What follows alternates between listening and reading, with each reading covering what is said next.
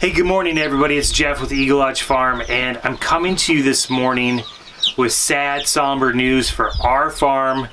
But one of the reasons that we have started this channel is because we wanted other people to learn from our mistakes, then they could avoid the pitfalls that we've gotten into. We see so many people that are getting into the homestead movement, that they're taking life by the horns, so to speak, and they're taking their own food production seriously. And for those individuals that are just getting started, this really is for you, because I'm going to be talking about the two biggest chick killers, baby chick killers, that we've encountered over the last several years, and how I'm dealing with them right now because I haven't been on top of my game. So this week, if you didn't know, my wife has been out of town with a couple of our kids. She's in a different state visiting some family, and I really missed her right now, because she's not only the mother of our family, but she is the mother of our farm. She's always on top of health checks, medicines, you name it. Whatever is needed for our farm, she protects her babies, and she's making sure that she's looking out for everybody. And because she's not here, and the baby chicks were delivered while she was gone, I wasn't thinking. I got wrapped up in fencing projects and pastures and all kinds of crap that is never as important as the health of your animals. And I've screwed up, because I've now got 6 baby chicks that have passed away in the last 24 hours. And only now have I actually had my brain turn on enough to really start thinking things through. So I'm going to talk about the two different ways that we've lost the most baby chicks. In fact, probably every single baby chick that we've ever lost over the last 5 years, 6 years now. It falls into 2 categories. Number one, well, 3 categories. One is that they come dead on arrival. Unfortunately, it happens. We thought for sure it was going to happen this year. We ordered our birds. They were shipped on a Tuesday. They didn't get to us until Saturday, so that's a lot of days. And it was in the 90-degree range for a couple of those days. So in that situation, it can absolutely turn tragic for some birds in a little box. We recommend 2 different things to help avoid that. Number one, buy from a hatchery that's close to you. We purchased birds from a hatchery that we purchased birds from last year, and it's as far away as we will actually consider. And I don't know if the Postal Service is just running extra slow because of all the outside influences in the world, or what. But either way, buy it from a hatchery that's close to you. 1-2 day shipping is ideal, or even better yet, pick them up if you can. The second thing is, almost all hatcheries, I would assume every single one, but I can't verify that, offer some sort of like little electrolyte packet or something to go along with the birds to help with their vitality through the process. For $5 or whatever it is that they charge, it's a small investment for keeping them healthy and strong and ensuring that they arrive in good shape. So that's number one.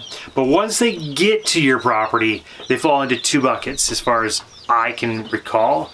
Number 2, I guess, technically, in this three thing. So number 2 is stampedes. I can't overstate this enough. In the first 24 hours, they're very methodical, very, they're just kind of getting their bearings in life. But once they've established themselves and they're comfortable, they know where food is, they know where water is, they know their whatever setup you got them in, you know their situation, they eventually start having a bit of a fight or flight concept. And if you know chickens, they don't fight, they run. And what happens is, if you got a lot of birds, if you got 25, 50, 100 birds, inevitably, if you start moving quickly, it's a rush. They just flood to try to avoid the movement that's coming in. So I caution you to do one of 2 things.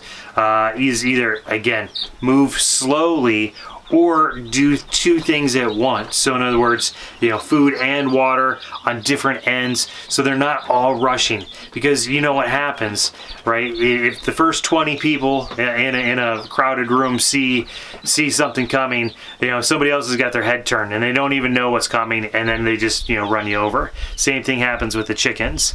So at any rate, if you go smooth, you go slow, and or you do a couple things at the same time, it's going to reduce the chances of that stampede.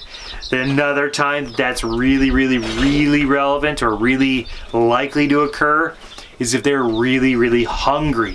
So if your feeding schedule doesn't have that 24/7 food, or you're doing it and they're running out, I encourage you to either put in bigger feeders, a greater quantity of feeders, or again, doing the multiple things at the same time. So filling up the feeders on the outside, putting them on the inside, in multiple places, because it's then like a stampede to get to the feeder or water, whichever is more relevant at the time.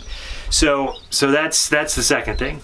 The third thing, and one that I realized here this morning, is something we call, and I don't know if this is called this is a technical term, but we call it pasty butt.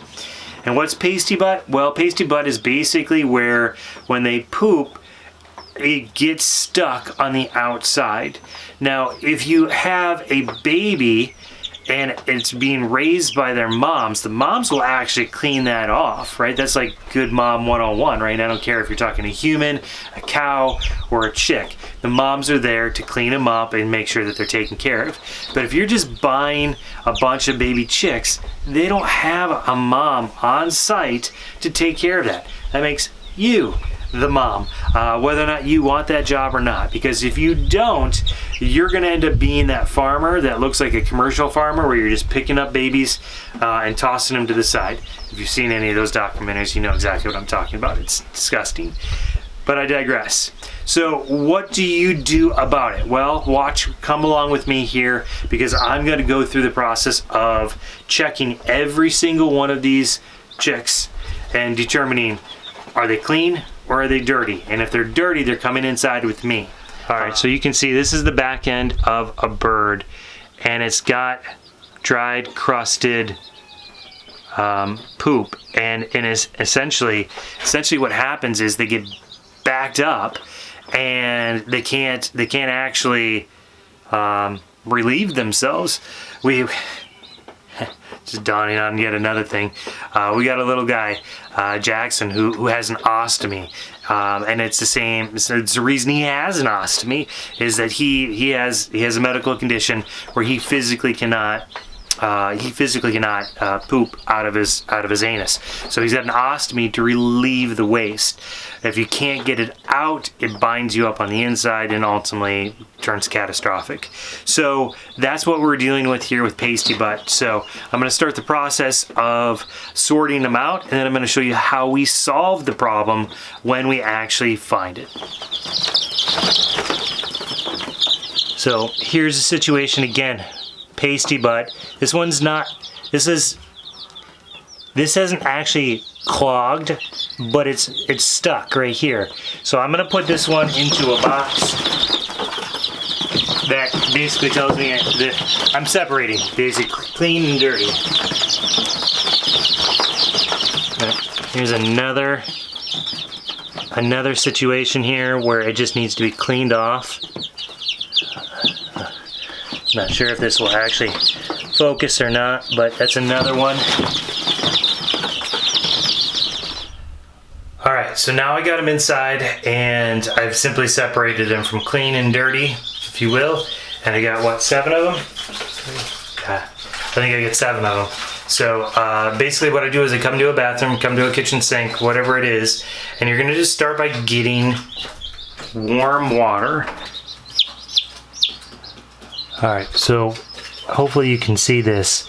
Some are not as pronounced as others. This one's actually not horrible by any stretch of the imagination, but the problem is it's a buildup. It live up north then you know exactly what I mean when I say how icicles are formed. It starts with just a little bit, but as more and more water drips down, it just gets bigger and bigger and bigger. So this one isn't necessarily a problem today, but it will be in the near future.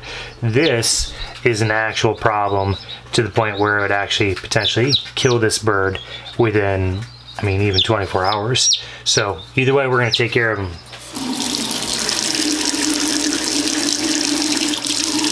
So when I get the water, I kind of grab the bird gently, and I try to just move his legs and his wings out of the way. So I'm just putting his back end under the water, and my finger is pretty much always under the water, so I can constantly get the temperature gauge, if you will, of the water. And you can sort of see it's starting to break off just naturally with the water pressure. But what I will end up doing here is I come and I apply a little bit of pressure. I'm not pulling, and that's an important piece. I'm squeezing to kind of break it up, and then I let the water kind of rinse it away. If you pull, especially with it being as crusted as it is, you will actually tear out, best case scenario, the feathers. Worst case scenario, you'll actually pull out the back end and then in the intestinal tract. And you can see here, now this is actually his back end, and I'm just gently squeezing. You can see how backed up he was here. I know it's a little disgusting here for the faint of heart, but this is all result of him or her not being able to actually expel her waste. So I have no doubts in my mind that she would have passed away at some point. Rosie, be a good girl with the chicks.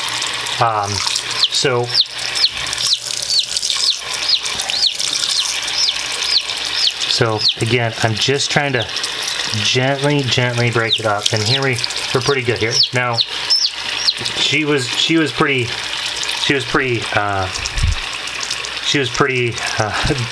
backed up, so she got a little wetter than I'd like, but she'll go underneath the heat lamp and she'll be fine. I take a towel, I try to just pat dry, and then I simply just keep moving on until I get to the next one, and just repeat the process. Let it soak for just a moment, then I come through, and again I'm squeezing. I'm not pulling, I'm squeezing. And again, this one was not bad, so just like that, that one was done.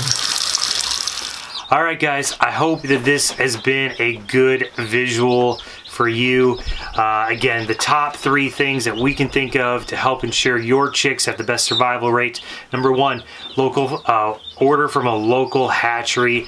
Invest the couple dollars into the Vitality packs or whatever it is to help provide the hydration and the nutrients during their travels.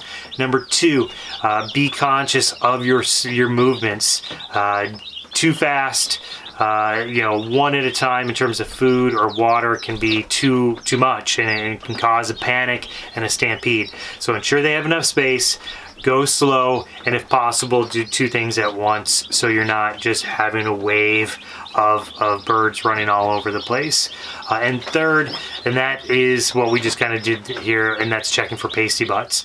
And then when you find them, give it a gentle rinse, and again, pinch, don't pull, pinch that off, let the water kind of break and rinse away. I know it's tempting. I'm guilty of it sometimes myself, of trying to pull, but resist temptation whenever possible. And if you are finding yourself where you're doing the pasty butt checks, for us it's usually about 7 to 10 days.